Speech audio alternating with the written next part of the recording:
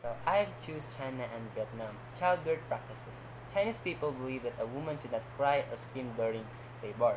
Women may experience distress. Women may prefer sitting or squatting during giving birth.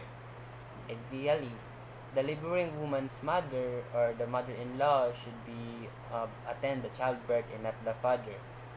In Vietnam, women avoid excessive movement while in labor. This preferred position for laboring woman is to lie on her side with a pillow. Also, the father usually is not allowed to be present in the labor ward. Both countries, cesarean section is usually not preferred because due to the fear of blood loss or exposure to winds. Now, parenting style.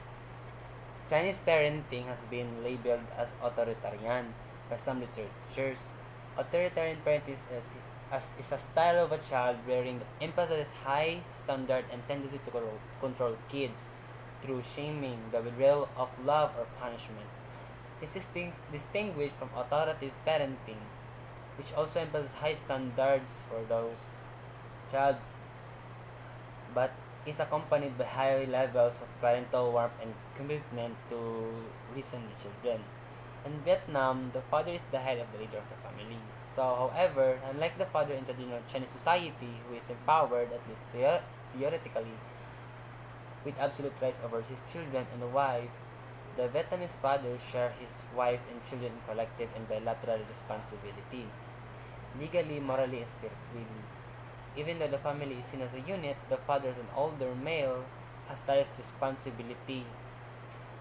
From a very young age, the father and other family members educate the children on a filial piety, a key part of Vietnamese culture which requires the children giving parents, elders respect, love, and care.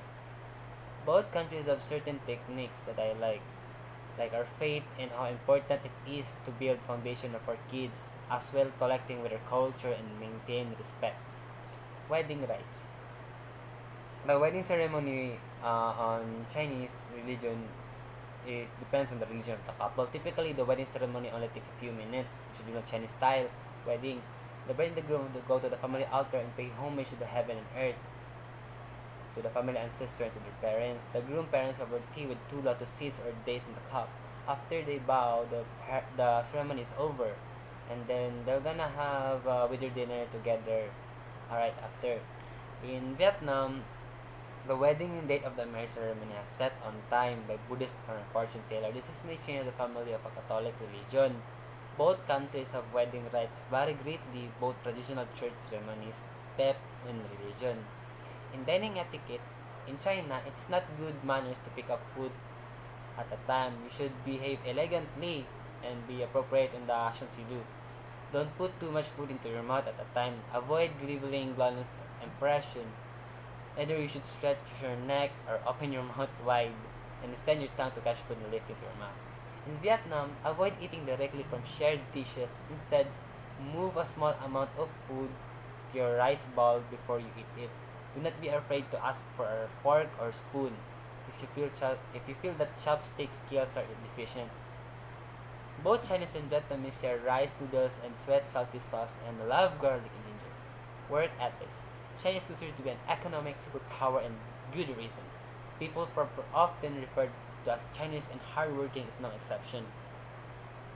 China today in shaping society and culture. The Chinese do not shirk away from hard work, but embrace it, believing it begets success. In Vietnam, nobody hustles. They are initiative. They do things their own way. They don't go as planned. They rapidly switch gears and try plan B, C, or D, and the ability to figure out how to do things on their own. Both Chinese and Vietnam do their job for the economy and for their family. Chinese and Vietnam has impressive economic growth after liberating their economies. Their marks are free even if the people are not. Family orientation. And Vietnam family they live together and take good care of each other. The Chinese family has traditionally been rigid. Each family, the member has a specific form of address in Chinese, with different forms of address for an older, younger brother, sister, aunts, uncles, grandfathers, and grandmothers on both the maternal and paternal side of the family. Both tend to be highly group-oriented people who place a strong emphasis on the family connection as the major source of identity and protecting against the hardships of life.